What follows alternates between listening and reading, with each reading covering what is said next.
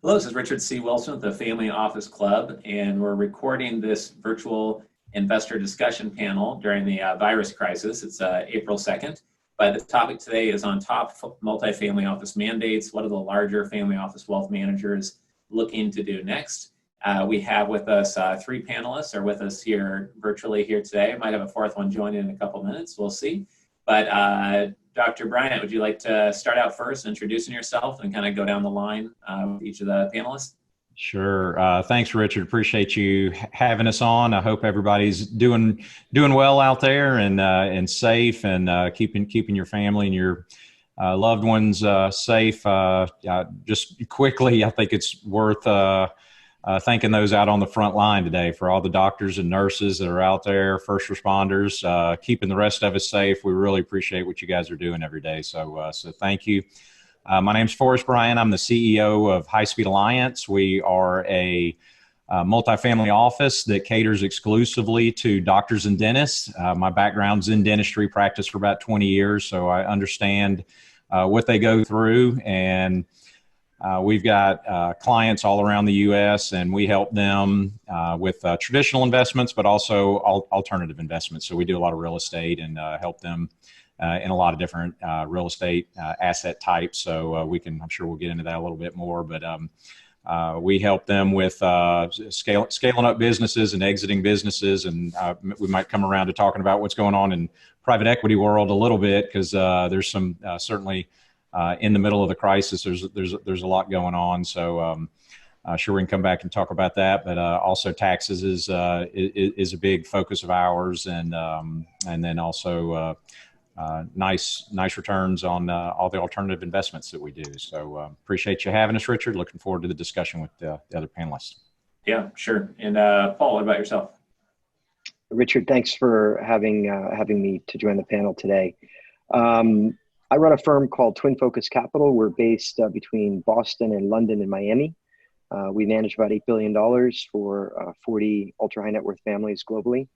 We have a team of about 42 professionals, and we provide these families typically $50 to $100 million in assets on up with a single family office type solution. So helping these families really think through all aspects of their lives, from tax, legal, charitable, and of course, on the investment side as well.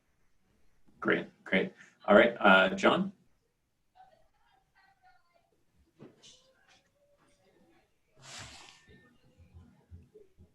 I'm not able to hear you on this side, John. I think. Can you hear me now? Okay. Yeah, there we go. Sorry about that. Yeah, absolutely. First off, want to thank you, Richard, for having me.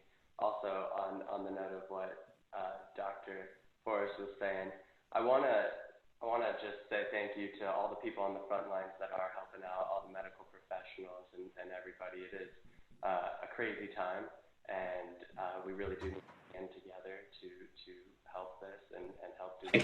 I can hear you, but it's super faint. I don't know if it's going to come out really great on the audio. Is this better? Oh yeah, way better. Thank you. Okay. All right. Sorry about that. That's right. So should I just start over then? Sure. Might as well. No problem. Yeah. Okay.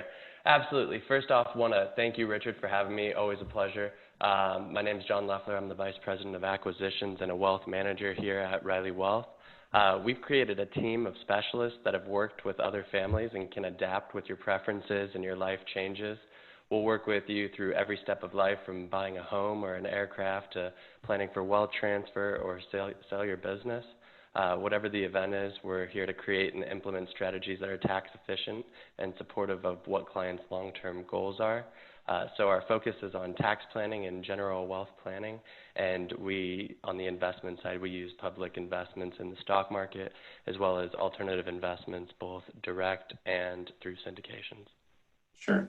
Great. So I do want, like I said at the beginning, most of this to be helpful to people even after this virus crisis is over, since we're recording it for our members to watch. And so, but I do want to also comment on what's going on right now in terms of, what's the smartest kind of advice you could give, or you're giving most of your clients right now in dealing with their portfolios? Because I know a lot of wealth advisors are maybe starting to put positions on the market, or will once the the amount of U.S. deaths, tops out, like we were talking about, Paul, they predict maybe somewhere in mid-April, maybe it'll top out in the number of deaths per day. But how are you guys thinking about guiding your clients on when to come back in the market or when to be more mostly allocated back? If one or two of you want to comment on that.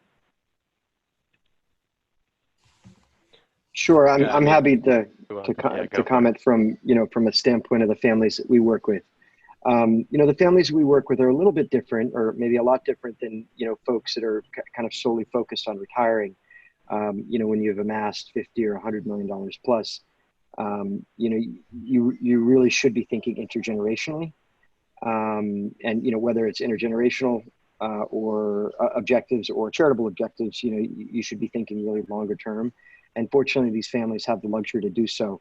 I mean, I think the biggest thing here is just sticking to the plan. Whether you have a little bit of money or a lot of money, is sticking to the plan. And hopefully, you weren't overexposed to riskier assets or equities coming into this. And these are the types of discussions and things you want to think through before a crisis, not kind of in the middle of a crisis. So when you're in the middle of a crisis, you can refer to the plan.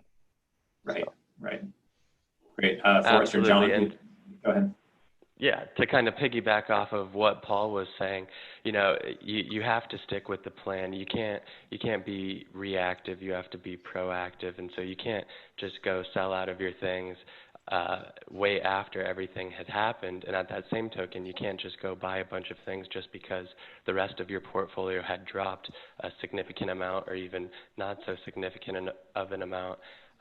You have to stick with that plan. And so with us, what we're telling our people is cash is king right now.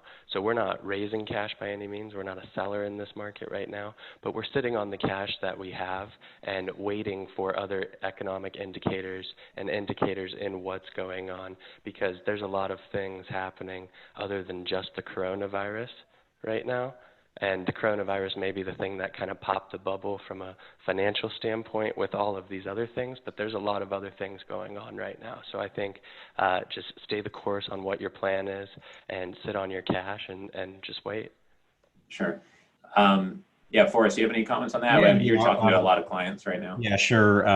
Some of the same. Obviously, one thing that we're really proud of right now is going into this. We didn't know this was going to happen, but obviously, coming off of an extremely long bull market, we've been positioning clients, to know that something was going to happen coming up down the road. And the portfolios that we build are really not contingent on what's going on in the public markets anyway. So the majority of our clients didn't even have a dip in net worth through this crisis. So we feel good about that. We had them well positioned with cash and access to capital. So we've got taking a look at some things, in the public markets for a lot of our clients that may have tax deferred accounts. We're really looking at doing some things like Roth conversions with that, taking advantage of what the market's given us. If they're down 20 or 30%, taking advantage of moving that over to the Roth side and getting that over in the tax-free buckets. And then also, there's going to be tremendous opportunities. I'm sure we'll talk about that coming up, but just being focused on opportunities that may be coming up in different sectors. So that I think that's a big one, and just focusing on the long term. And this is something that nobody knew exactly that something like this could. We were talking earlier. I mean, think about all of the businesses that are shut down. Las Vegas and all the casinos are shut down. The travel industry is shut down. Hotels are shut down. We had all these on the real estate side. Owners of single tenant, triple net lease buildings that thought that, they had these great, national credit tenants that were going to, always pay their rent. And then now they're not. So, we could have never predicted some of those things would happen, but we'll get through this and there's going to be some opportunities. Right. So what are one or two things that each of your firms would like to be seeing more of? I know some of you just get so much deal flow, like Paul, I know you have 42 people and they're just constantly bombarded with deal flow, and you have a whole team that's kind of always overseeing the portfolio. But if there is one or two things, strategies, pieces of talent, could even be a new member of your team you're looking to hire right now, or a type of alternative investment strategy, like with some of our clients, we've been talking about life settlement investments more, and we haven't found any credible litigation financing, firm. Everyone we find just does these one-off deals that have these huge binary risk, for example. So those would be a couple areas that are in discussion more often on my side. But do a couple of you want to share some things that you're focused on or that are short-term, medium-term interest for you? I'll say we're our business is we're still in growth mode right now. So we are looking to scale up. We're still bringing on new clients, and it's just kind of pretty we're pinching ourselves a little bit that we're doing well in a crisis right now, but we're still in growth mode. So we're still looking for professionals to come on and help us with managing things on both sides, on the client side and on the sponsor deal flow side. I do, and I think this is a really great time. You mentioned life settlements. Permanent life insurance and life settlements. I mean, those are two risk-off assets that you don't have to worry about currency risk, inflation risk. There's just very little that even damages that market in a time like this. So for some of our clients, as we're managing their dividends and cash value growth and permanent policies, I mean, it just click, and then the same thing with the life settlement industry. I love that. That's an absolute return, and I love a lot of the endowment funds have a nice allocation to that, and I think for family offices or for single family offices or high net worth investors that it makes sense to have an allocation there, just because it's such a rock solid portion of the portfolio. Sure. John, what about yourself? What's one or two things that your firm is